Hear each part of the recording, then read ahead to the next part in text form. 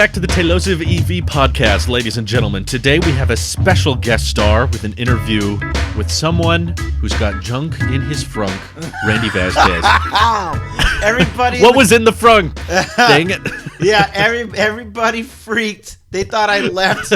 Just for clarity, real quick, guys, I said before we recorded last, I had a pest control schedule for my place. And my timing was off. The guy showed up a little bit earlier than I anticipated, so I had to go. So what was in the frunk was termites. Yep. Seriously? No. Oh God. Okay. Oh no. I was making a pun about the termite guy. No. I was convinced for a second. Luckily, I don't remember. I don't have any recollection of this. So Tesla's so good. My full self driving is also full thinking for me because I don't have to think about it anymore. Luckily, full thinking. Yeah, luckily everything got moved out of the Thank goodness. the frunk. So I don't remember it, but I did. You saw. I went to watch the reaction of my because like how did I react? I was like legit. Something spoiled. AIDS, oh my God. Oh my God. Milk. I don't know. Celery. I don't know something. So anyway, yeah. That was not ages fun. Poorly. Yeah. Out of curiosity, did you catch the rest of the episode? I did. Yes, I did. Okay. I wanted to give you a fair chance to weigh in on your opinion on the rest of what we talked about, which I think was a lot of it involved companies like Lucid or Rivian getting bought out and how likely you think that is. Yeah. Surprisingly, I went to go back because normally you guys like to talk schmack, and I was gonna get my counters. We did. Going, yeah. But actually, you guys kind of left me alone after I left. You're like, he's got to go. He's got stuff in the trunk, and then that was it. And then you guys started talking about that. In regards to companies getting bought out by bigger companies, I think it's a very standard practice, and I feel like a lot of companies in the tech space will what they like to do is get this IPO. We are worth this. Right. So they can sell themselves with no intention of actually keeping the company. That they're marketing themselves for someone like a Ford or a GM or whoever to come in and buy, or an Apple or a Tesla like they want to get picked up and bought in or bought out. But Lucid and Rivian aren't public. But they're not public. Well, I mean, you don't have to be public. Siri wasn't public when they got bought by Apple. Sure. Things don't have to be public, but the idea... They're just not pushing it like we want to be bought out as much as maybe a Lordstown or a Nikola. Once you have an evaluation and a number that goes to the company, that's when, for me, indicators go like they're shopping around to see who wants to buy. It's like, we're worth this. And... Just historically, when I've seen companies get bought out or mergers happen and stuff like that, it comes after there's about a bit of a price tag, even if it's not a public company, that the moment there's an evaluation done on the company. So, I picture anybody on Shark Tank is the analogy or not analogy, it's the example that I use. People who go on Shark Tank are trying to get bought out by a Walmart or a Target to go on their shelves. Right. So they do stuff like that.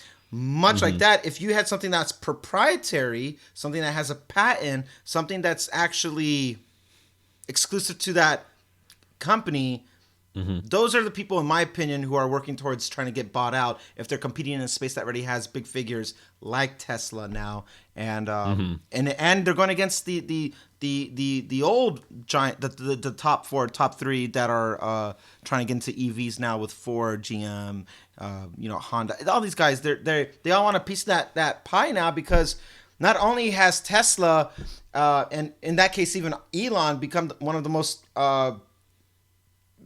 valuable companies in the world, pushing getting up there with Amazon. They're and just now getting in the S&P 500, and I think they're already in the top 10 businesses in the U.S. So now they went from I want to cut that pie. Yeah. It's a big jump. So to answer your question, all that to say, to answer your question, with Rivian, I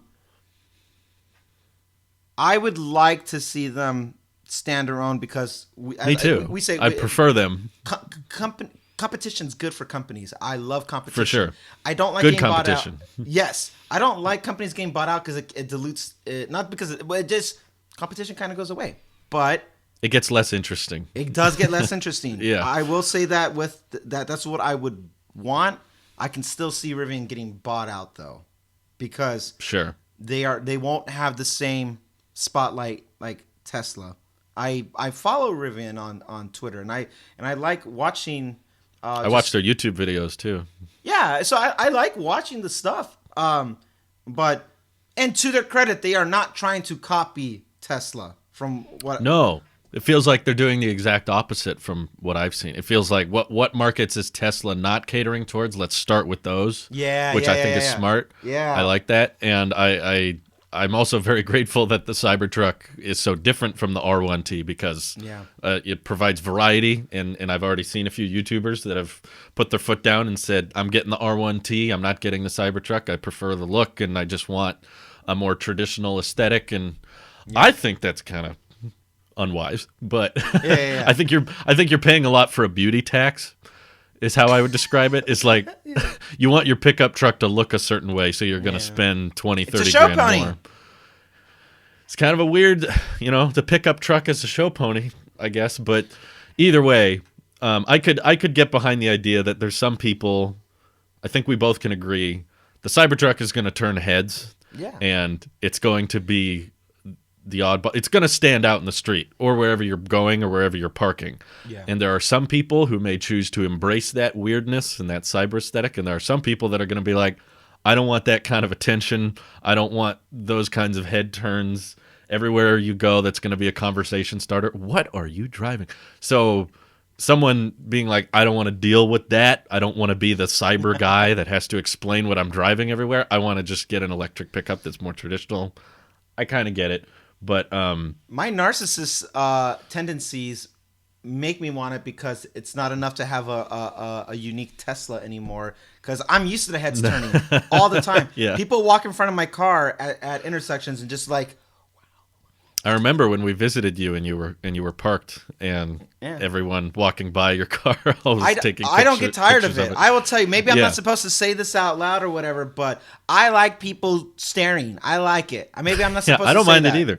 I appreciate it. I would embrace the cyber aesthetic. That's the point of why you do those things. I wrapped it because I wanted the attention, not because I wanted to blend in. You don't get a Model 3 and make it look so cool so you could just inconspicuously blend in. And that's how, like you said, the Cybertruck, I want you to stare. I want you to stare and ask questions because I'm staring and asking these questions. Sure, I get that. And it's good, it's good marketing. It is. But to tie back with Rivian, I think that a concern a lot of people have expressed more recently is where their priority lies because, most EV startups don't have access to a lot of batteries and very long supply chains. And RJ, the CEO, has already said, like, they're severely supply constrained and they've warned people to expect fairly low delivery numbers through 2023. So all the way in the next 3 years, they're expecting delivery accounts, and they're not saying how much, which I imagine if they're not saying how much, it's probably pretty low. Like, quantities are going to be fairly limited, and at the same time, they're launching R1T, R1S, and they have this huge commitment to the Amazon delivery van fleet that Amazon's made this huge investment with them and been like, we want 100,000 of these vans by the end of the decade. Tesla started out with one car in 2008, and it was a fairly high-priced one, luxury, sporty segment, and that was because they didn't have a huge, amount of batteries and supply chains. So they start high. That's why most EV startups go up high and work their way down. It wasn't until 4 years in that they were like, okay, let's try a sedan. Let's do a luxury segment. That's when they did the Model S in 2012. And then I think it wasn't until 2016 that the first Model X's were delivered? 15 or were there 16. some 2015 Model X's? I think there was a 15. Okay. No, well, 16 because then 17 started 3. Yeah. Right. So there was like 4-year brackets between the first 3 vehicles. Yeah. And it wasn't until the company had existed for nearly a decade that they actually had somewhat adequate supply chains to start doing a lower priced vehicle like the Model 3. But Rivian is starting with like 3 different models and this huge bill from Amazon saying, okay, better get to work on these vans. Right. So if they have to prioritize those delivery vans over everybody else who's just putting in their reservation, how low are these quantities going to be? You know, and like how much of their battery supply is just going straight into the delivery vans, which, I mean, it's a win for the environment. I'm glad there's more electric vans, but it makes me feel like the priority of the company might be more on Amazon and less on the adventure consumers. To be honest, and maybe I should have a tinfoil hat around here, but I feel like maybe that could also be intentional, that they're buying their time to get better batteries and have this. I feel like we're not at the part where I forget Murphy's Law. Which law? Yeah, the one where it's like you get more as it gets cheaper as time goes on, and they're not at the point. I don't think that's Murphy's. No, that's not Murphy's. That's economies of scale. Maybe. Anyway, that law. Yeah, not law. Yeah. So, but they're not at the point where mass batteries for cheaper pricing to the point where it is fiscally sound to take that approach, since they're starting with mass first, all these models for more people. And so if you were going to do, we're going to make one, and it's going to be perfect in what we can do today for 2021 or 2022. If they were to do that, then I think they would throw, if they did the Tesla approach, they throw that out the window. But like you said, they're doing everything opposite of Tesla, which is why there is this space for them. If they're moving this way and then people are trying to kind of mimic them, you want to go this way because there is a market for all of it around. And this is where they can coexist with Tesla for a while. And to the bigger point, this is why I don't want them to get bought out, and I hope they don't, because I want to see this part thrive. I want to see what they have to do, and I want to see how Tesla responds to it. If somebody came in, one of these companies came in and said, all right, now we're going to buy you for $2 billion, whatever, some ungodly number, and now it's just our brand, and we're going to make that model, the Ford Rivian, then it's okay. I mean, maybe now you have the R&D behind it, but at the end of the day, you're killing the competition too, because I don't trust that these fossil-like companies, my pun with fossil fuel, that I don't trust that they have the innovative insight anymore, because they kept throwing their attempts with, you know, the Nissan Leaf or Prius, and you always had these different that just weren't really cutting it. And anything they're doing now is reactionary to Tesla, which means now you're just trying to, you know, take attention. And at the end of the day, you can't steal the spotlight from Tesla anymore. No more than people can't steal the spotlight from Apple for doing something in their own right in that perspective field. Rivian has a genuine opportunity as an independent company of their own to make a different name for themselves and be new. And I want new manufacturers involved. I don't want the same 5. Is that a Nissan or a Toyota? I can't tell. I don't want that. You know what I mean? Like, I want new. Yeah. Like, you could see, you know, way down the freeway, that's a Tesla. Yeah. My question is that an X or is that right. A Y? That's the game I play with Brittany now. I'm like, what does the handles look like? That's how, because at that point I can't tell anymore. Yeah. Right. You want them to stand out and have their own iconic personality. Give it personality. Yeah. I remember us speculating, oh, Rivian's gonna be kind of crap, because we're like, the personality is just gonna look like every other truck.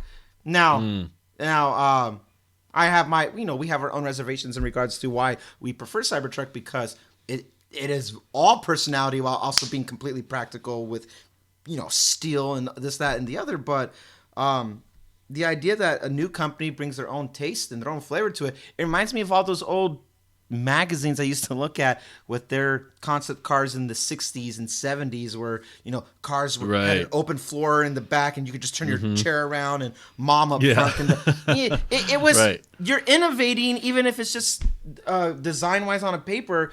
I wanted to see those stuff. I watched the episode last week. You were talking about the car when you were in Oceanside, and like you love that stainless steel. The DeLorean. Yeah.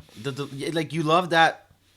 Like I want a cyber car, and Right. It's innovation back then was just people are just it's like they were having fun with it, and I sense Tesla's having fun now. Rivian's having fun with it, and we're gonna make cars fun again. Okay, that's what I want. Right. I want fun involved. I don't want this sterile plastic body aluminum thing. When you get in an accident, it falls right off. And I want fun, experiment. Be a little edgy, push the boundaries. Let's mix it up a little bit. Make it feel like the future.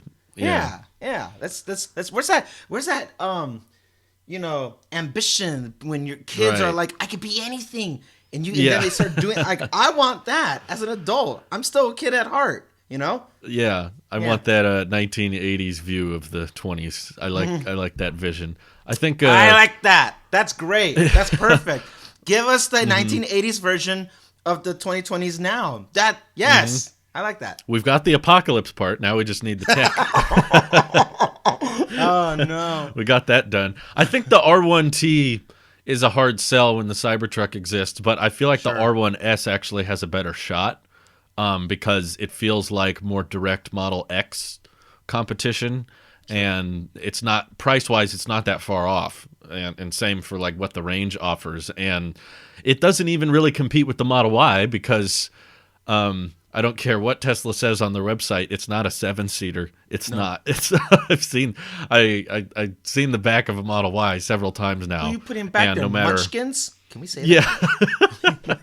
I don't know. Maybe some cats or something. Some kitties, Yeah. What do you, I don't know. Small dogs. Genuinely, what do you put back there in a 7-seater? 7-seater. What practical children, age 5, or who don't even need a car that? seat? I watched Brian from I One Tesla do a 7-seater modification to his Model Y, and he got his neighbor's kid who was like 5 years old back there, and his knees are in his face.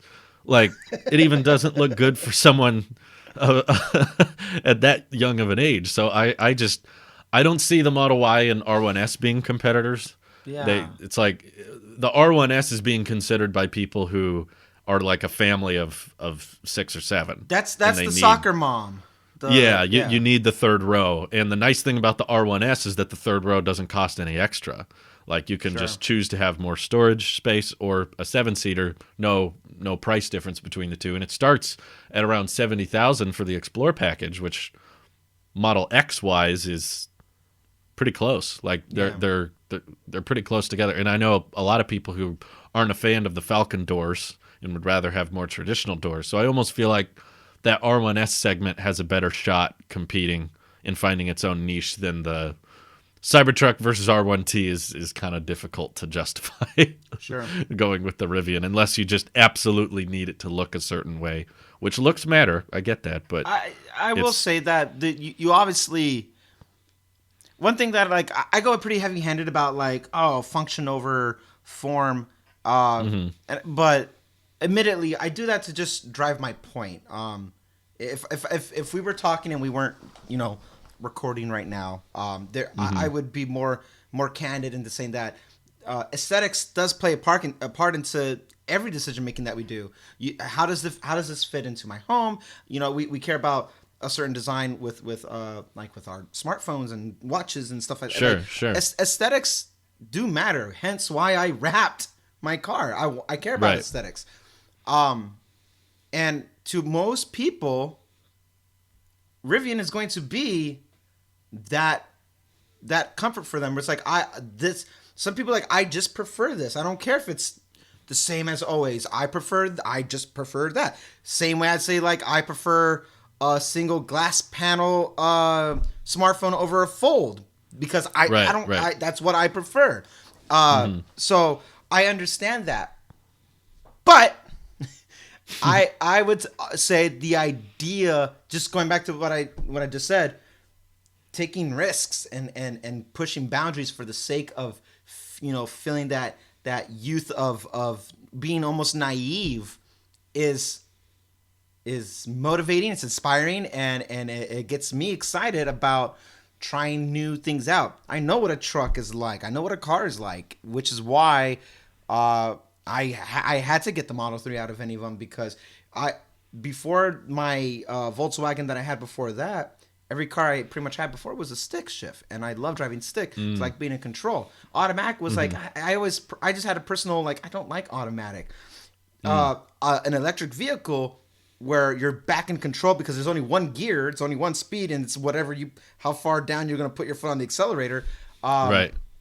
That it gave me that same, like, about what I love about driving a stick shift, but for the future. And like, this was us being naive, thinking that we could just make an all electric vehicle, no gas, no transmission shifts, and I'm all for that. Likewise with the Cybertruck, I've been in hundreds of trucks, and I want something that feels like, maybe it's the Marine in me. I want to be back in a tank or something, I want to feel like wherever I go, I'm in combat, just helmet and right. or something. It just, there's this wonder, and aesthetically, that's for me.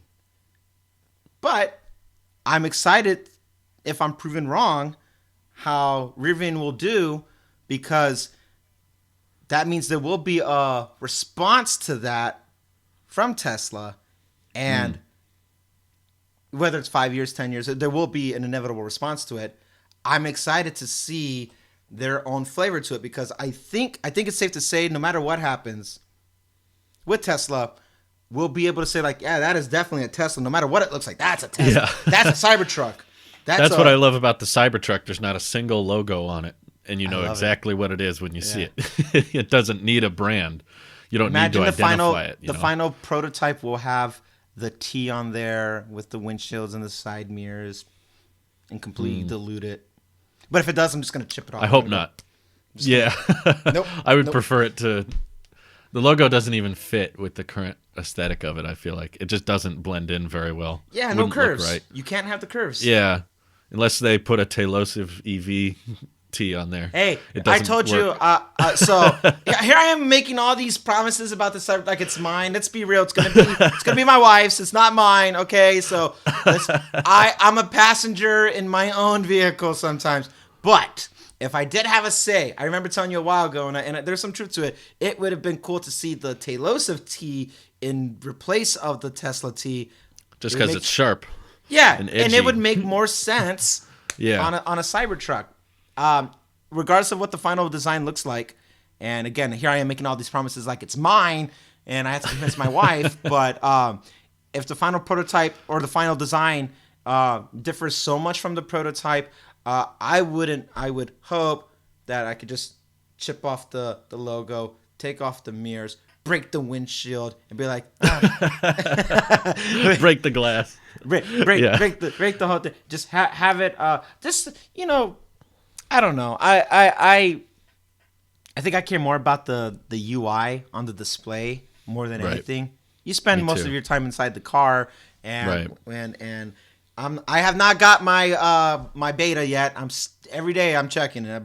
I'm testing, and when I know, he said 2 weeks there should be a wider release, so hopefully that's before the end of the year. Christmas time. Yeah, but that'd be a great holiday update. I would. Oh man, that would be so cool. That would be. Thank you, Elon. If that's the case, Elon, I know you're watching. Come on, man.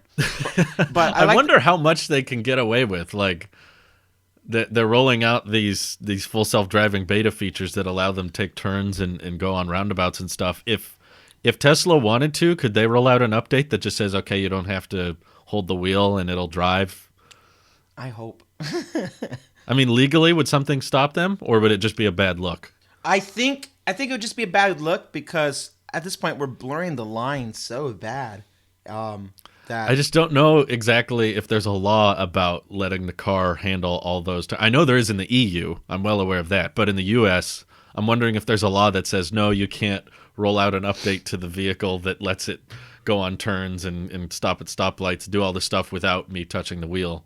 Maybe it makes sure you're there, like the seat Yeah. detects you're there. If But there is a law, there will be a workaround. I'm sure of it. The same way we found Loophole. we found hacks to come in contact with the steering wheel, and nothing has no updates in the last year and a half under my ownership. I've seen new disclaimers that I have to acknowledge, and because at the end of the day, the first Tesla's gonna release all liability of themselves, and legally they'll be okay. But like you said, a bad look. Is it a bad look? Because I'm sure it's a bad look. The jury of it's already a bad look for some.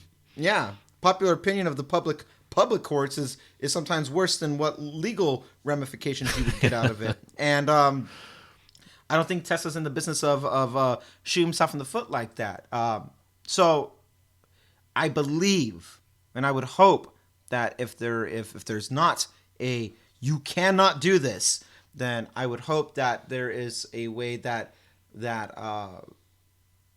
it's a feature. One, it's a switch like everything else. You have to turn it on, and we as the driver, the operator of the vehicle, acknowledges all the liabilities and stuff like that. And one thing that I will say about, and I give Tesla genuine credit for this, their disclaimers. It's not legalese like blah, blah, blah, per paragraph section 3 blah blah blah. It's like, listen, it's in plain text. You assume the liability. Tesla is not responsible for this. This is a beta, therefore it is not perfect. It is not a full release, and you assume the liabilities of anything else that's a beta. It's clear, pure, text that you understand. So you can't say, oh well, the legalese didn't make sense when I read the disclaimer. You can't say that. And I would hope that any workarounds would be just as clear in text as like, if you do this, that you are saying that you're not going to fall asleep behind the wheel, you're not going to go in the back seat, that you're going to be in control, and if you don't, it is on you. And Tesla's preemptive measures to stop the car from even causing an accident can still be the things like moving over to the side of the road, put the hazards on, suspend your driving for 24 hours with autonomy, or they can have their own in-house policies. Autopilot jail.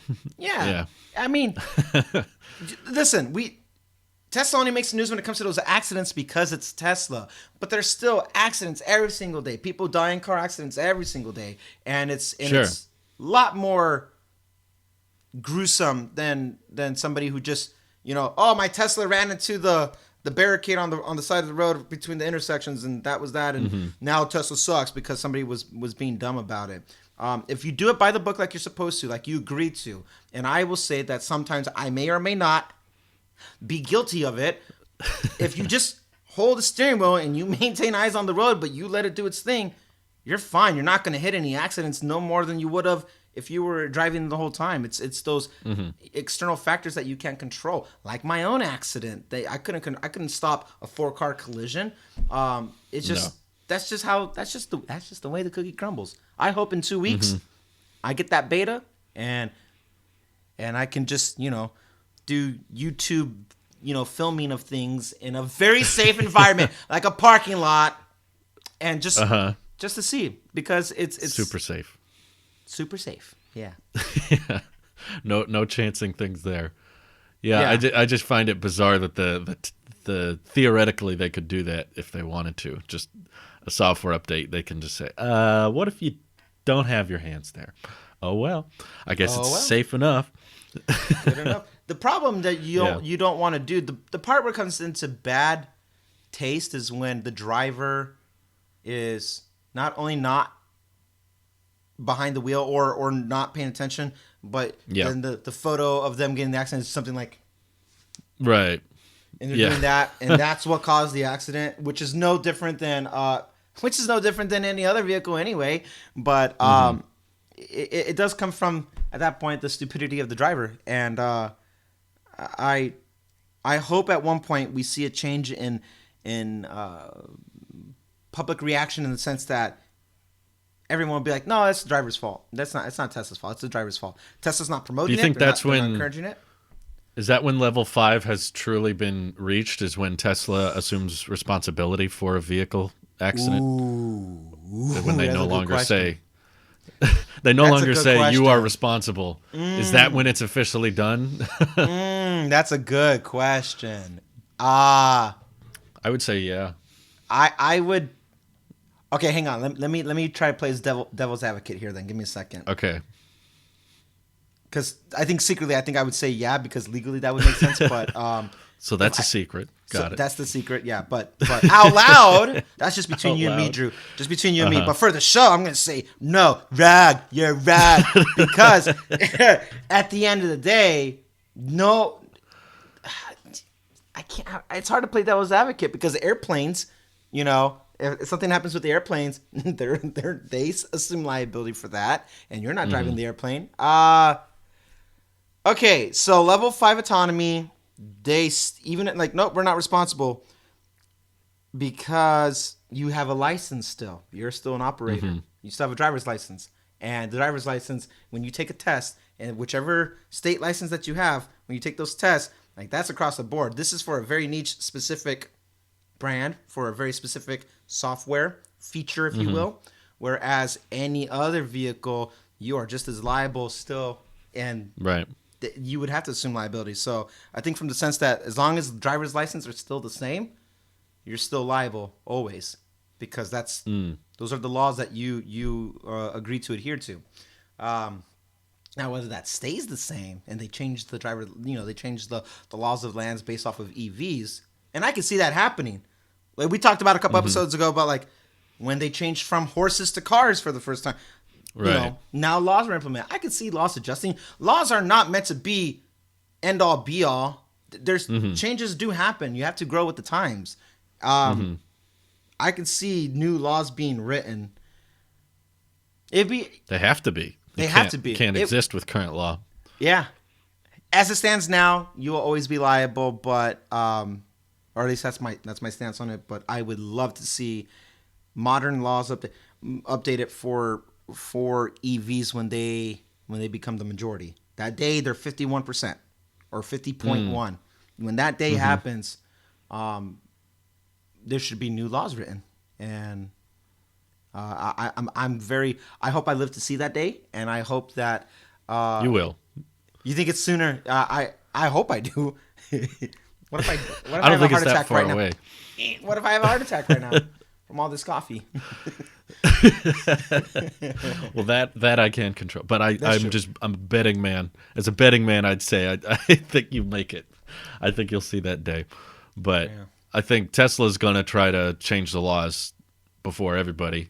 But I mean, If one company could External factors they are would the have main issue. I trust Tesla to be the one to make that happen. If anybody can make changes happen, Tesla. unless it's side view mirrors, in which case we can't get that law changed. Do you have any reservations towards like is there something that makes you go I'm not sure about that when it comes to the bigger grand vision of Tesla and what they want from an EV and autonomy? Is there things that make you go that's a bit of a stretch? Like for me, a vehicle, and I think you said this too, a vehicle that does not have a steering wheel, I just don't see that ever being a thing. It's cool concept. I just don't ever see that, because the idea of surrendering complete control of a vehicle that's in motion with no human operations or any operator behind that, that's the part where I go, nah, that's a bit of a stretch for me. I trust in autonomy, and I want that future to be there. And whether we call it, 4 or 5 and or whatever numbers aside, I think there should always be the ability for a human to take control of the vehicle and override any AI, any computer. It's the idea of letting computers, dictate decisions for you. That's where I go, that's a bit of a stretch for me. It's a cool concept, but that's where I draw the line. I don't think I'd say never. I would just say further away than what Tesla makes it out to be. And I'm not an Elon doubter, for the record. I love SpaceX and I love Tesla, and I have full confidence in their battery production ramp capabilities and what they talked about on Battery Day, and building a $25,000 car, and the company delivering 20 million vehicles by 2030, the terawatt hour production rate. All of that stuff I believe in, because I can theoretically just see see Tesla acquiring the land they need to and innovating in the right ways with production and updating their factories. All of that I'm a firm believer on, and I think we'll have starships on Mars by the end of the decade. Like I'm a firm believer in most of the things he says he's going to do, but I think that the difference with robotaxi and level 5 autonomy is it's very much out of their control. Sure, it's not okay. all dependent on, okay, the software's great, okay, the hardware's capable, but now we got to pass it off to a bunch of old guys who look at paperwork all day, and they have to say, yep, that's safe enough, go ahead, let's make that legal. And that's where I have some doubts, and also I think people oversimplify the capability of legalizing a vehicle to be built without a steering wheel, because on one hand, I've seen people just say, well, it's just got to be better than the average driver. No, it's got to be several 10, 20, 30 times better. And even then you run into issues because drivers are much more versatile than a car's onboard computer. If there's a flat tire, a driver can call somebody or repair it, or whereas a robotaxi, if it gets stuck out in the middle of the road, either because snow has covered up the cameras, and I've seen countless examples of bad weather interfering with the radar or the cameras and preventing autopilot from even working, and that's now. So getting to the point where you could lose a few cameras and still have adequate safety measures. And the average driver I get is not very good. It's not hard, in my opinion, to make a piece of software and a computer better than the average driver. I can see that happening.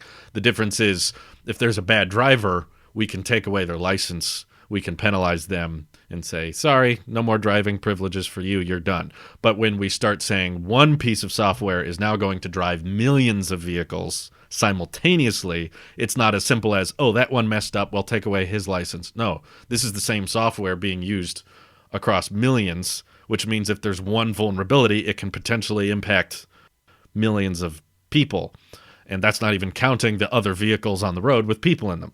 So if the system was being designed from the ground up, we got rid of every car on the road and repainted all the roads and designed them with more physical like QR codes and stuff that computers could analyze. Yeah, it's theoretically possible for me to see a future where vehicles don't have steering wheels and they drive each other around, but that's not the world we live in. We live in the world where we're going to have to coexist for the next 30, 50, 70 years with other drivers on the road that aren't very good. Sure. And drive crazy, and we can change laws, but I don't think it's a few years away. I see it as more of a few decades away. And I have full confidence in the level 4 stuff of just a person being in the car, in the driver's seat, but the car can drive itself. That I don't see as big an issue with, because it would just become like the most advanced cruise control ever. You get in the car, tell it where you want to go, Yeah. and I completely believe 99.99% of the time Tesla software will be able to handle all driving conditions perfectly on a good summer day. Even with crazy drivers, it'll be safe, and the neural net will get better, and machine learning from the beta will teach the software how to improve. But you only need that 0.001% of times for it to be an issue, and for it to be hey, there's a robotaxi stranded out on the freeway now causing traffic, and that's a potential hazard. So because of that one time, just seeing how freaked out the public gets when autopilot gets in an accident these days. It drives into the back of a semi, or it hits a cop car. Something happens, it makes all the headlines. And that's when Tesla is not responsible and just the driver's being dumb. If there's now no driver to fall back liability onto and say, well, they were using autopilot improperly. Now it's just the car's out, no one's in control of it, it's doing its own thing. Doesn't have to fail often. Not saying I think it'll fail all the time. I'm just saying it only takes one to ground basically the entire, kind of like airplanes. Sure. When they find one issue with the F-22s, they ground all of them and they inspect all of them. Yeah, last year when Boeing was having and it was... Or Boeing, yeah. The thing was, time and time again, the new software that was going in and having it go down and crash, they grounded all of them and had to do a full-on internal investigation about it, because it was, it's killing people. So yeah, I could see a very similar thing with robotaxi. Like if we find that one vulnerability, we got to investigate all of them. So that's why external factors, that and bad weather, if there's vandalism, I've always talked about if someone wanted to slap a piece of tape on the cameras while it was parked at an airport and now it can't move because it can't see, that's going to be an issue. I mean, and yeah, people are like, well, you could vandalize a current taxi or a current Uber. Yeah, but then the taxi driver, the Uber driver, can take care of that vehicle, say, I need a tow truck or I need this. What's the robotaxi do? I mean, Google has barely been able to get any laws passed to allow robots to make phone calls. Sure. We had Google Duplex announced a couple of years ago, and they can't get many states to pass legislation that allows them to say the robot can completely make a phone call. And I don't think Teslas make phone calls currently. So if we're talking in the future adding more additional hardware, then it's not exactly what Tesla promised, right? Right. Like, it's not really what Tesla was saying, that, you know, all vehicles from 2016 Maybe it will use the internet. Have the hardware. The internet would connect, and or the onboard internet with the LTE can reach out and do an automated AAA service or something, that there's some type of contracting that's happening there, and when it knows that's down, it knows to send out a technician to come take a look. Sure. But then it's very geolocked, in my opinion. Sure. Oh, yeah, I would say it suddenly becomes it's only available here and here, and if you're in a snowy climate, it doesn't work there, and if you're in a place that's far away from a service center, it doesn't work. So when they say it's robotaxis by end of next year and that kind of thing, that's when I go, I don't think you can promise that, because it's not really up to you. It's kind of up to a bunch of other government officials, and I think that there's a lot more variables and factors that go into liability with a vehicle than just, well, I can drive from here to here and it didn't need any interventions. Sure. Robotaxi readies, right? Nope, it's not that simple. So in court, there is a the whole stance is it has to be proven beyond a reasonable doubt. That's beyond not a reasonable doubt. No, you have beyond it. You have to be for certain. That's how that goes. When it comes to full autonomy, it can't be better than the average person. It has to be better than the best person, beyond the average person. It has to be better than some scenarios or most scenarios. It has to be better than all scenarios. And my staple of putting it to the ultimate test, as I've said time and time again, is put this car in the Saturday night in Manhattan, and let's see how you do. Yeah, that's my test to be like, that's right. That's where I gauge it, because first experience seen is like, no, full autonomy cannot survive in these compact type where you have to use your human brain for critical thinking to project when you're squeezing between these tight alleys, kind of zigzagging between cars, avoiding the people. There's things you have to know that aren't written laws. Yeah, you just have to know how to drive. New York's not even the worst one. Like, you got China, which is India. I've seen, like, how, like, for a human to look down at ants that swarm something right there. Yeah. Imagine each ant a vehicle swarming this, Right. Imagine it being at Mecca and people, it's crazy. Other countries are a whole other can of worms. So, I already think the U.S. is difficult enough. But one thing to tag along with that on the argument of what's something I have my doubts about is something I've seen brought up by a lot of YouTubers who have probably more faith in robotaxi success than I do, is saying that car ownership won't be a thing in the future. I fundamentally disagree with that. I think that maybe if you're talking metropolitan big cities, maybe metropolitan, but even environments where you have where people rent apartments. Lots of people living next to each other. They got apartment studios. Parking is really impossible to find good parking, inadequate places to park, and that kind of thing. Yeah. Sure, but I mean that's already a thing. Sure. There's already a lot of people who live in cities that don't own cars. But I don't care if robotaxis or do the Casey Neistat skateboard. They do the skateboard thing. they do something. They get creative. You got subways. Yeah. I think even if I'm wrong and robotaxis become plausible and it becomes legal in the U.S., okay, cars can drive themselves around. I still don't think car ownership would dwindle off because there's more to car ownership than just the finances of it. Sure. People don't just buy cars because they need a way to get around, and that's the cheapest way to do it. Mm-hmm. They do it because there's the same way people like to buy houses and buy things that they get to keep. They want something that they can call their own, that they can drive wherever they want to, and they don't have to hail it. Yeah. They don't have to pull out something on their phone and say, "Come get me." And it wouldn't be the same if it was just a Uber with nobody in it every time. It'd just be like, "Oh, I want to go on an adventure. I want to go on a camping trip, or I want to go pick up groceries, but I got to wait until there's a taxi in my area to come pick me up, and then it's not even mine." You know, people treat, on the Tesla Talks podcast I was on earlier this week, they talked about how people treat their possessions differently when they know they don't own them. And especially in the pickup truck market, I don't see like people who are accustomed to owning pickup trucks and using them for work just being like, well, I'll just rent one or I'll just hail one when I need it, and then the rest of the time it'll go off and drive somewhere else. Like, I don't think car ownership is going anywhere, even though I think Elon has talked about how he thinks in the future it'll be cheaper to just robo-taxi everywhere instead of just buying a car. I mean, the argument's same with smartphones. It's cheaper to do the leasing and trade it in every year than to buy it outright, but we buy them outright, and I'll figure out the financing part on the back end if I sell it. I think market, the beauty is that it's options. If you want, like what you're saying is leasing a vehicle, which is also in turn cheaper than owning it, and you hit the nail on the head about people treat things, the products different when they know they don't own it. If I know it's temporary, I don't, whatever. It's not mine. I don't care.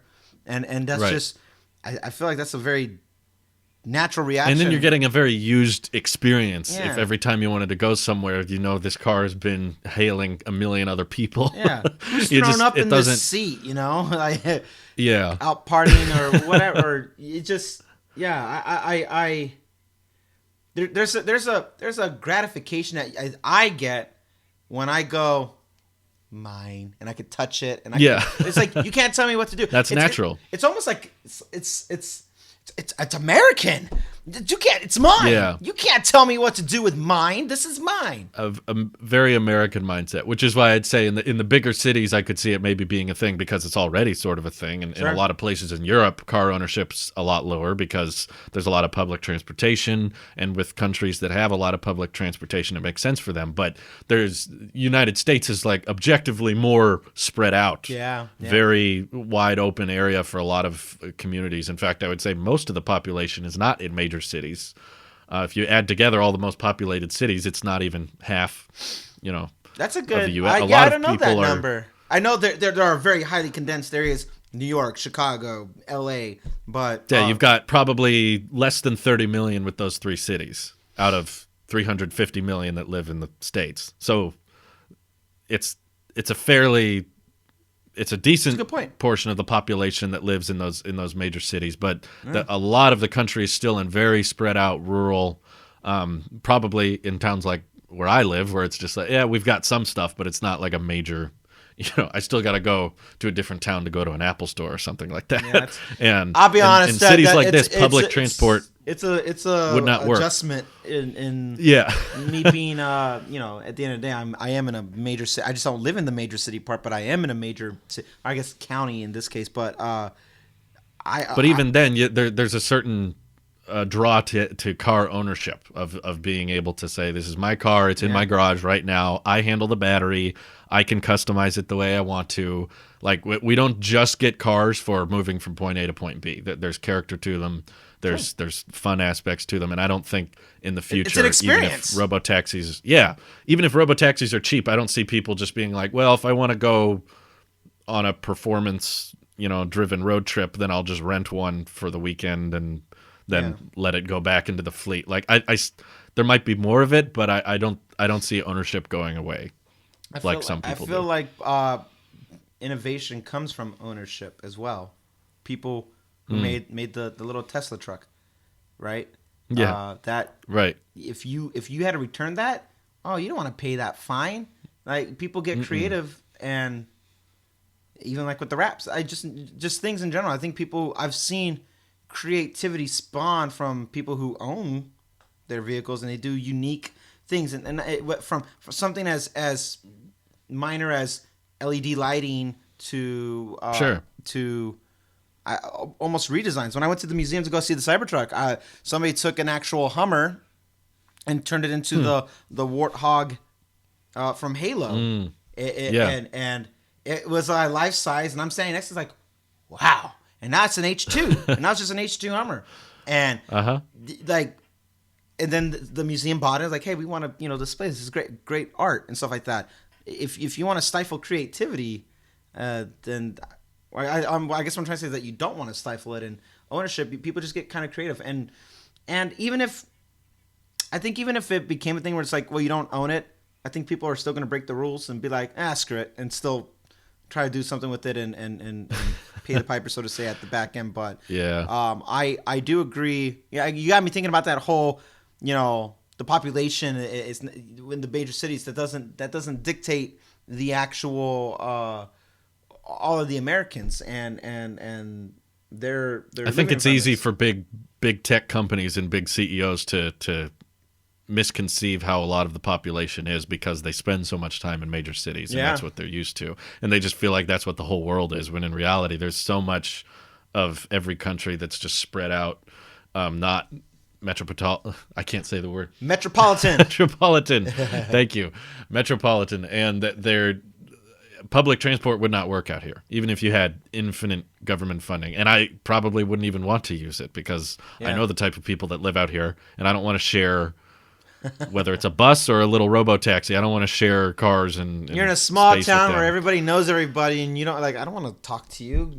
No, it's like, I'll have my car and I'll go where I need to go, and you have your car and you go where you need to go. Oh man, the people across the street from me have, I don't know how, but they have 15 cars parked outside. They just collect them and that kind of thing. I just don't see most of the population saying, "Oh, robo-taxi's cheaper than car ownership. Guess I won't buy cars anymore. We'll just hail robo-taxis everywhere we go." I just don't. Even if robo-taxis existed, I wouldn't see it happening. We talked about this before. I think there's an innate distrust with computers anyway, when it comes to the point with your lives. Oh, yeah. And I don't see robotaxi also becoming its vision just out of the distrust. Too many. It got in our heads too young with Terminator and stuff. Like, you don't trust it. Maybe our generation won't trust it. Maybe future ones will. Maybe. I mean, at that point, like you got to change the mindset. But I have a distrust, not because I think they're gonna try to kill me, but like you said once, and I agree. It's like it's not programmed to understand fear. It doesn't fear for its life. It doesn't have a life. It doesn't care. It can't care. And at the end of the day, survival is it's instinctual. You want to survive, and that's why we have all these laws and safety precautions when it comes to vehicles and safety ratings and And I think I would take issue getting in a car doing 65 to 75 on a freeway that does not care. Turning around. Yeah, and does not care if it hit something and it just. Did I tell you guys? Oh. I didn't report this last week, I don't think. Did I tell you I got a nail on my tire? Yeah, you did. Oh, okay, so I did. Yeah, we got that. Okay, I don't remember. That, in my mind, fixed. It could have, it was a big nail. It could have popped. Yeah. It could have popped. And if I was not driving that vehicle and it was driving itself, and it would just keep like, oh, hey, tire pressure's kind of low.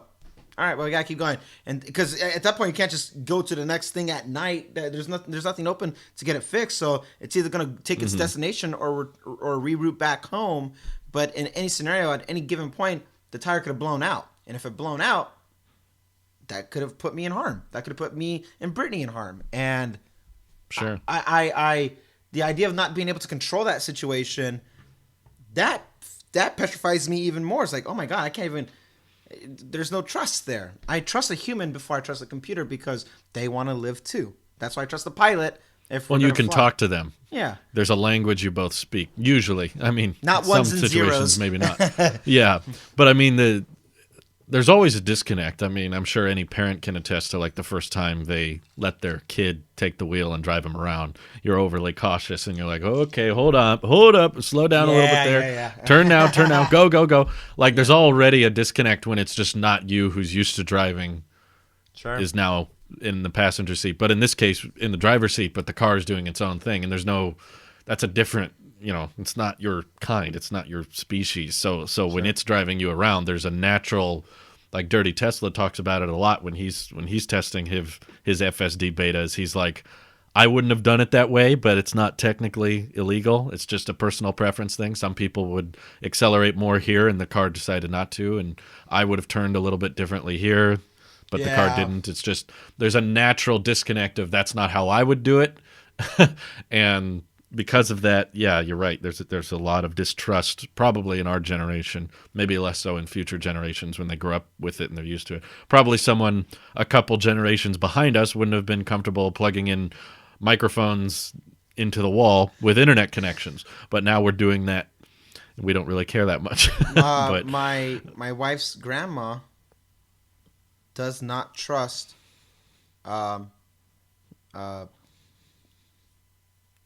freeways. Like trust cars is Really? not really. Wow. Trust cars that much, but doesn't trust freeways. Doesn't. I mean, she was obviously around when cars were. She was born in the like late 30s.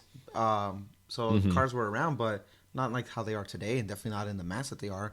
And the idea of getting on the freeway and boom, boom, boom, boom, boom, boom, boom, boom, boom, boom, Right. like, and she's like, nope. Like, yeah, my grandma's that way with planes. Yeah, she doesn't take back trust roads planes. and stuff like that. Is her? She's like, I'm coming to that town, but imagine going from Oceanside to here, and you can't get on the freeway. You have to take back roads to get to me. Imagine, like, I think we configured that in Apple Maps. It had a little option to stay off highways. Yeah. So there are crazy. generational gaps where people just different trust levels and stuff like that. Where it's like, Yep, I don't want to definitely. take the back streets. Let me get on the freeway. I'll be there. I'll be there in 40 minutes. Like not 5. I'll see you in 5 hours, Drew. I'm driving 40 miles this way to be there in 5 hours. Like, I can't. Yeah. I couldn't picture that. But that's how she is. She doesn't trust freeways. She doesn't like freeways. So because of that, she doesn't really leave her town because she's like, if I have to get on a freeway, I'm not doing it. You come see me. That's her way now. Like, nope, you come see me. All right, we're on our way. So I get that. Yeah, I could see it's that. kind of weird to think about how dangerous. I agree that it people is. will think, well, maybe robo-taxi, like, oh, you guys in your paranoia, hasta la vista, baby, and they'll be like, nah, it's fine, it's great. Look at this, look how great this is. So, yeah. I'm very sure that it will get better. I'm not doubting that, and I'm sure that we're not too far away from a future where you can just get in the car and tell it where you want to go, and it'll do most of the drive. I don't think that's far away. When they just do the whole- Neuralink, put it in your brain. Oh God! You sit in the car and it just knows where you want to go. You just sit down like. There you go. We're no longer be using this to talk. Everything's just be If like. you want a Tesla, it will automatically order one for you, and then it'll show up at your doorstep, and you won't even know you purchased it. You're like, wait, what? I was just thinking about it. We know. What if once the Here it is. Neuralink is in your brain? What if you start getting ads? Oh God, that rabbit hole. Yeah, I know. He's like, doot, doot. Oh, I'm thinking about getting a Model 3.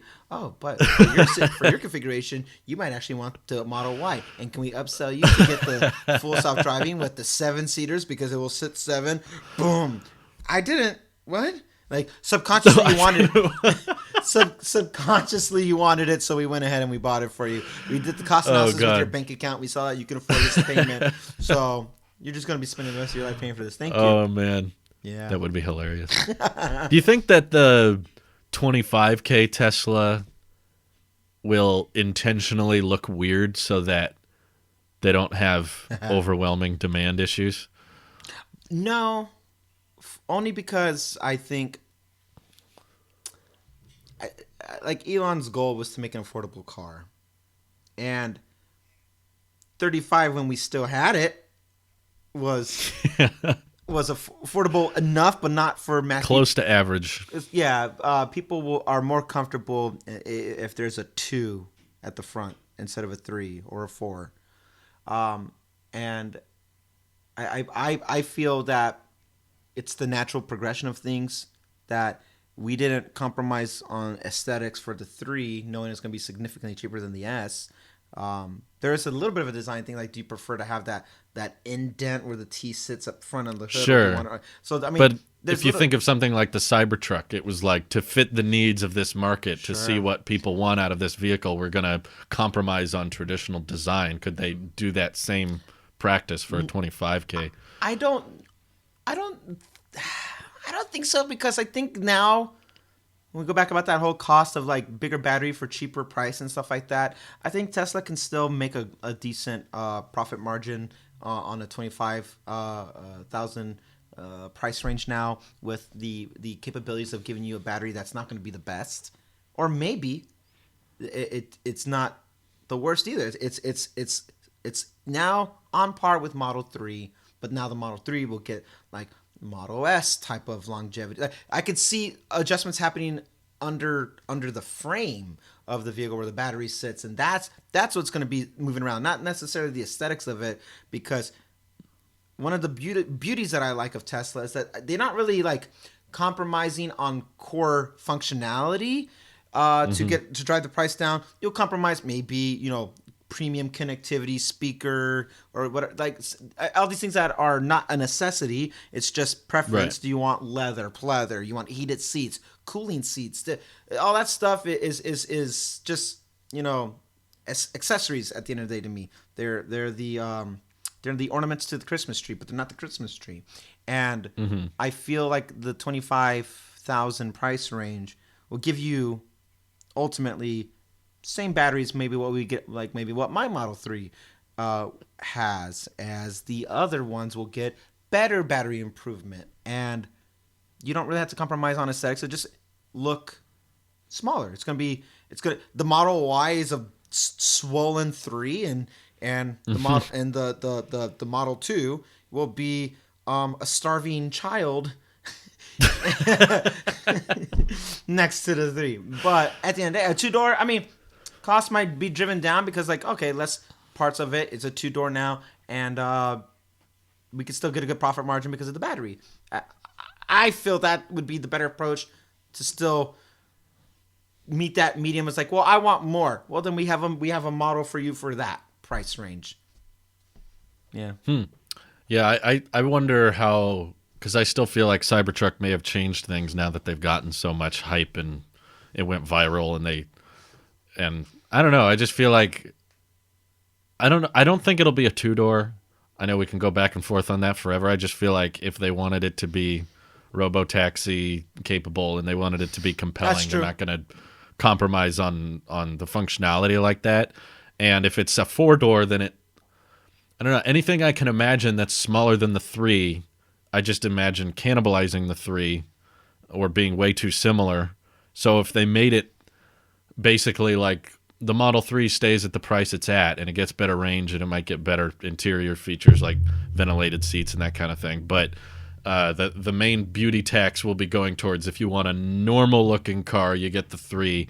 But if you're willing to compromise on looks and get something bizarre or more cyber aesthetic, then you can save some money because they get to bypass the paint shop and there's less complexities to the manufacturing process. Similar to the Cybertruck, it's like people wanted it to hit a certain price, and the only way to do that was to make it look very weird and different.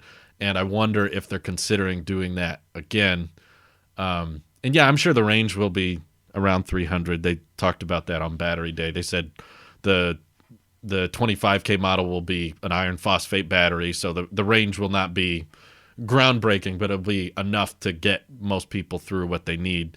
And it's not going to be like it'd be one thing to design a $25,000 EV that goes 100 miles. Like that's easy. You can do that now, but it's not compelling and people probably wouldn't want it. So what you want is something that can still go as far as today's modern EVs, but at a lower price point, which is what the 4680 cells can do. I just wonder if they're thinking about like, we got to cut a lot of corners here. We got to find out what is excess on the Model 3 that we can leave out. And I feel like the Model 3 was already a pretty cut corners. Like we left out a bunch of stuff from the Model S. You don't need a frunk. As No, as I that can I could see attest, being you left might out. forget But if you put something in there. yeah, I just wonder if, yeah, how much complexity and cost does the frunk add to the overall price, and does it really See, save that's them the that much thing. money to leave it out? Maybe you get a smaller display panel for the interior. Maybe you don't get the heated seats, and you have to get manual adjusting for the seats when you go in there and pull the lever to move your seat forward and We're back. going cheap. Yeah, like that's how you kind of drive the cost down, because I feel like the Model 3 is so minimal by aesthetic and by just by hardware, everything. It's so minor on Everything with the 3 feels very intentional and yeah. crucial. You could try to cut it, but at that point it's like, okay, we're gonna take away. You're only gonna have speakers in the door like traditional Sure, cars would have. You don't have the I could sound see bar that. up front. You don't have a frunk. It's just that's just what it is. You open this little part and you put your windshield fluid in, and then there's that. The back, maybe you don't have the 2-layer trunk where you have the one and then you lift up where the tire would have been and have more storage. That's just doesn't exist. So the front, the trunk would be redesigned a little bit to just be a regular size trunk. Maybe the back seats, because it's gonna go to a small or compact. So I feel like you just the compromise is comfort level inside the cabin. You're gonna be kind of in there a little bit tight, or the people in the back seat might have a tighter sitting experience than what the Model 3 would be. So as we shrink things in all sizes of it, and taking things away, I think you start shaving off some costs that way as well, without really compromising too much on the design factor of it. I don't think we'll see a Cybertruck type of like, whoa, this looks completely different, because that was it had its moment. It one and done. It's been a year. We still talk about it. Everyone knows what the Cybertruck looks like now, and it had So its you think moment. that's more of a one-off? For a hot while, I do. Yeah, I don't think you can introduce shock culture like that again with a 4-wheel, 4-door. It's almost like you can anticipate at this point, like what we saw with the Cybertruck. Even though he's like, it's going to be like nothing you've never seen before. That was like, whoa. I don't think you could do that again with a smaller version of a sedan that we've already seen. I think you could do that again when it comes to a van or an RV or something that's like, whoa, this is trippy. But I don't think in a current lineup that they make, and they're just refining it, I don't know they could do that and have the same effect. I don't even think they would do it, because it might mix it up too much, unless you're making a cyber car. Now, that would be cool, but then you're moving away from the model line and you're going to the cyber realm. Well, yeah, that's what I want. That's what I want to see, because I just feel like of all those things to cut corners on, whether it be the sound system or the storage space, all of them are pennies compared to a paint shop. And if you were able to bypass the paint shop, which if you watch like the Giga Berlin progress, that's like the biggest building of everything they've built so far. It's just the paint shop. So much work went into how they're going to do that state-of-the-art, painting process. And I feel like Tesla's all about, best process is no process, best part is no part. They want to leave things out, and I think that's what they like about the Cybertruck, is they get to skip so many stages. And if they got to skip a bunch of stages, but they didn't have to worry about the vault, the armored glass, the air suspension, the air compressor, and you left all that out, and we already know you can achieve a giant, F-150 size truck for $40,000 that goes over 250 miles. What if it wasn't a 6-seater, it was just a 5-seater, and it didn't have all the crazy perks of the Cybertruck, but it still had the steel approach, and it may look weird, but it would allow them to skip the whole paint shop process and allow them to mass produce it a lot faster. And it may look weird, but I don't know. I feel like my theory is that the Cybertruck has convinced Tesla, okay, we can go weird and still be successful. Like we don't have to design it to match. I mean, the sexy lineup exists. the acronym is complete. Where do we add to the acronym with the next model? I don't know, but I don't. Part of me is just kind of tired of seeing the same old sedan. Sexier. Yeah, part of me is just sick of the whole, decent looking sedan style that we've been looking at. How many times have we been like, okay, Model S, luxury sedan. Okay, Model X, it's like, okay, it's a crossover that's a bit more luxury. Model 3, okay, here's another attempt at a luxurious sedan, just more affordable. Model Y, here's another tweak on the luxury sedan. Now it's more of a crossover. It just feels all so close together design-wise. Sure. And they've clearly gotten a lot of hype and a lot of interest in making something that was completely opposite, polarizing, and I think they liked that. I think Tesla liked how people fell on either side of it. Some people love it, some people hate it, and they got memed to death. And they're like, my hope is that they want to keep going with that. Is they're like, well, let's continue to be polarizing and start challenging what people think a car should look like. And if the Cybertruck got this kind of success, imagine what a cyber car could get.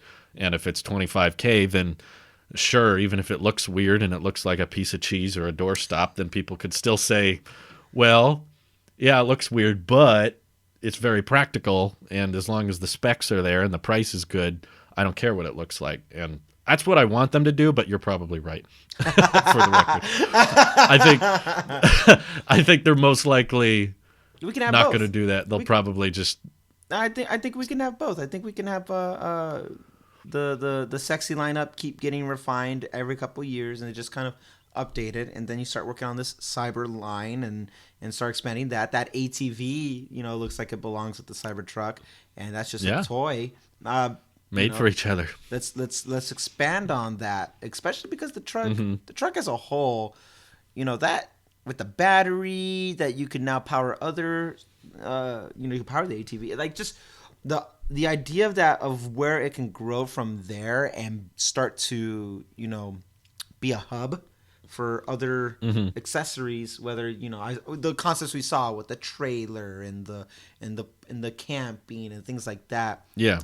Just imagine its own independent ecosystem with all the other cyber things. Whether you want to call it a cyber thing or not is irrelevant, but it coexists there. It can even cross exist with the sexy lineup, and overall, at the end of the day, as long as you got those batteries in there and it's compatible with the charging ecosystem that you have throughout the world now. That's the key. That's the key. That right there. It's all existence environment, and you can have. There's a flavor for everybody at that point. If someone's like, I want this 1980s looking, a modern version of how the 80s pictured the 2020s and stuff like that. I want that. And some people want something that's more tame and like, I want this. At the end of the day, they both do the same thing. They both will be compatible with full self-driving. They have the same navigations and stuff. All that stuff doesn't change. The only thing that changes is your preference. And I feel like when we get to that point where they can start to saturate it a little bit, we'll see new colors come back up again instead of the standard 5 that we saw for the long periods of time. Cybertruck can have possibly their matte black finish and something else with it, and they keep working on that core like what's the essential right now. They started with one car in 2008, then to another, and they start as essential as possible and go out from there, still sticking with the essentials of it. And once they have something where that satisfies them and the essentials are taken care of, then they can incorporate some diversification in there. And I think we can see all of it and then some, because I think it's safe to say, besides the fact that Tesla's here to stay, we're going to see these cars for the rest of our lives now, and we'll see iterations of it the same way the Honda Civic is just what people there's a Honda, kind of looks like a Civic. What year is it? Doesn't matter.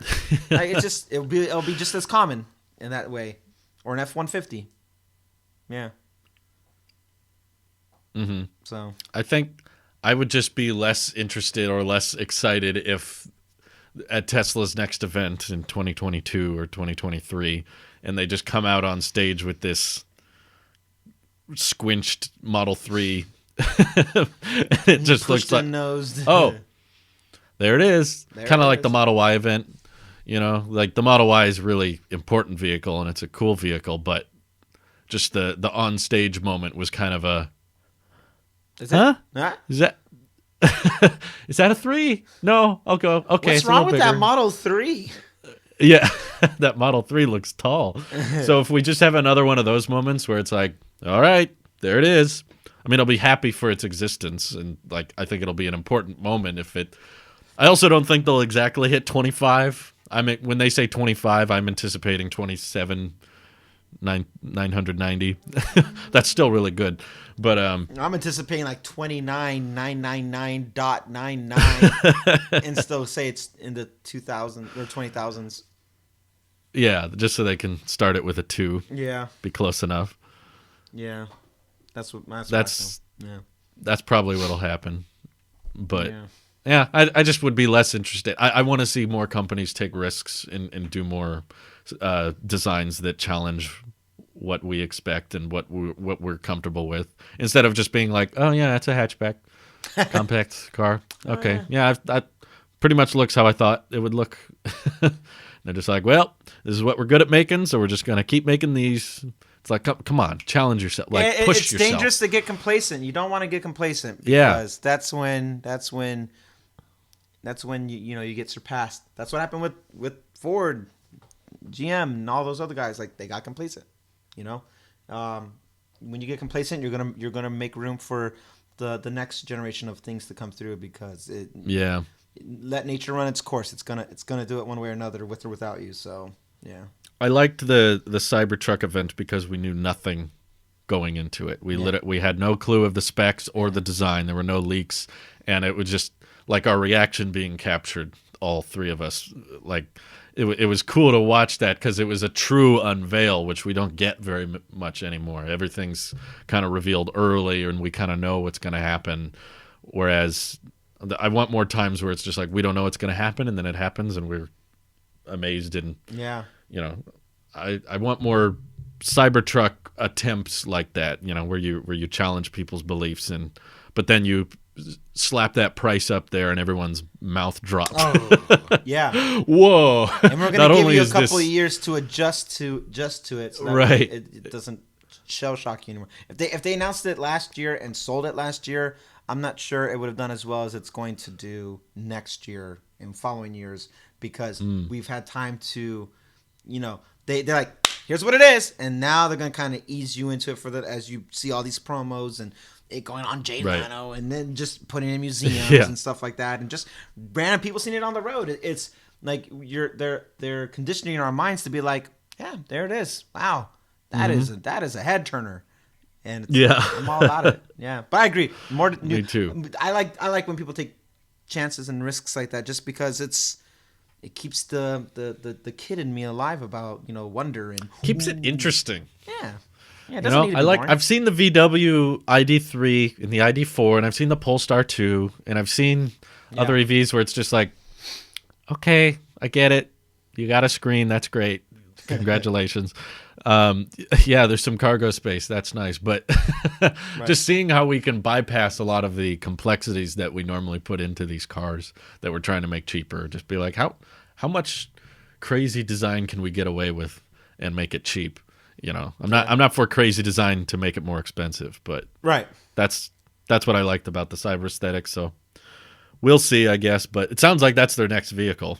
By the way they're talking, sounds like Giga Berlin wants to make a compact hatchback. I personally think they might make it before they make the Model 3 in Europe because I know on the earnings calls and stuff they've said that they're gonna start with the Y and eventually build the 3. But the way Elon was talking in more recent interviews, he was saying like we were having a hard time parking the Model X whenever we visited Europe, and I think Tesla needs to make a smaller European style hatchback for that market.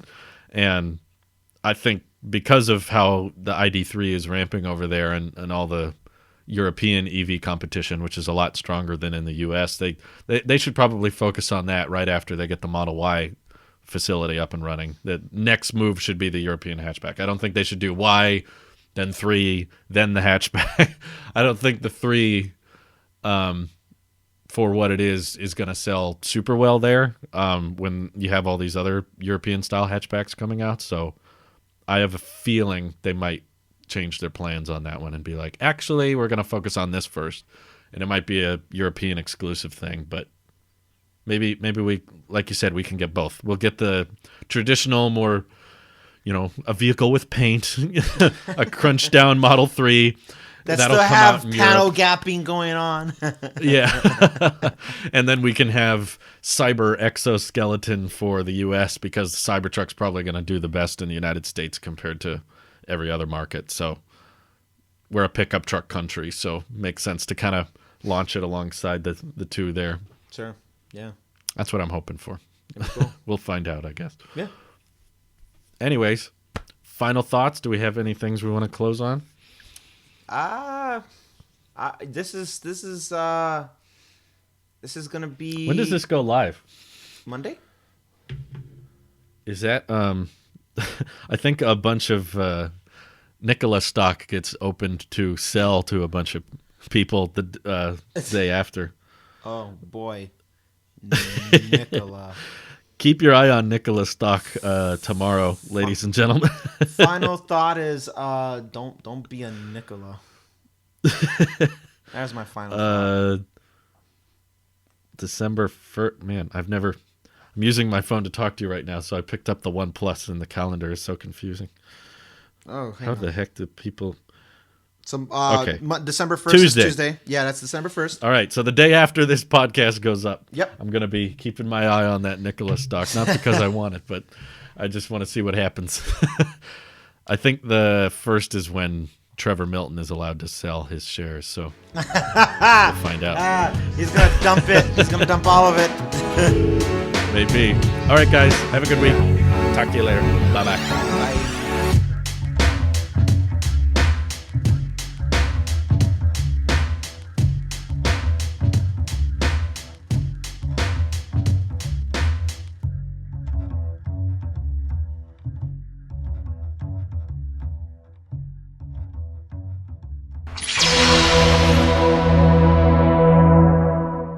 Ba-ba.